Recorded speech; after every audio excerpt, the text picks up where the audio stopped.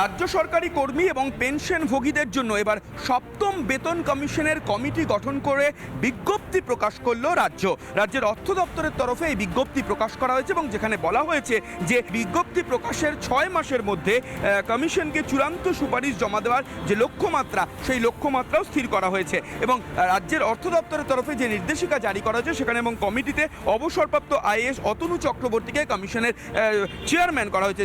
4 সদস্যের যে কমিটি গঠন করা হয়েছে সেই 4 সদস্যের কমিটিতে রয়েছেন ডক্টর পার্থ মুখোপাধ্যায়, ডক্টর পার্থপ্রতিম পাল এবং দেবী প্রসাদ কানাম এবং সরকারি কর্মীদের বেতন, ডিএ এবং একই সঙ্গে বিশেষ ভাতা, ট্রাভেলিং অ্যালাউন্স সহ বিভিন্ন যে সমস্ত আর্থিক সুযোগ সুবিধাগুলো রয়েছে সেই সমস্ত কিছুই পর্যালোচনা করবে এই কমিশন। পেনশন এবং অবসরকালীন সুবিধা, পদোন্নতির নীতি, চাকরির শর্তের উন্নয়ন এই সমস্ত বিষয়ে সুপারিশ করতে পারবে এই কমিশন। কেন্দ্রীয় সরকারের বেতন কাঠামো যেটা আছে সেটা এবং অন্যান্য রাজ্যের সঙ্গে তুলনামূলক আলোচনা ব্যবস্থা এবং অষ্টম কেন্দ্রীয় সরকারের যে বেতন কমিশন সেইটারও সুপারিশ এবং বিবেচনা করার জন্য রাখা হয়েছে। প্রয়োজন হলে অন্তর্বর্তীকালীন রিপোর্টও জমা দিতে পারে কমিশন।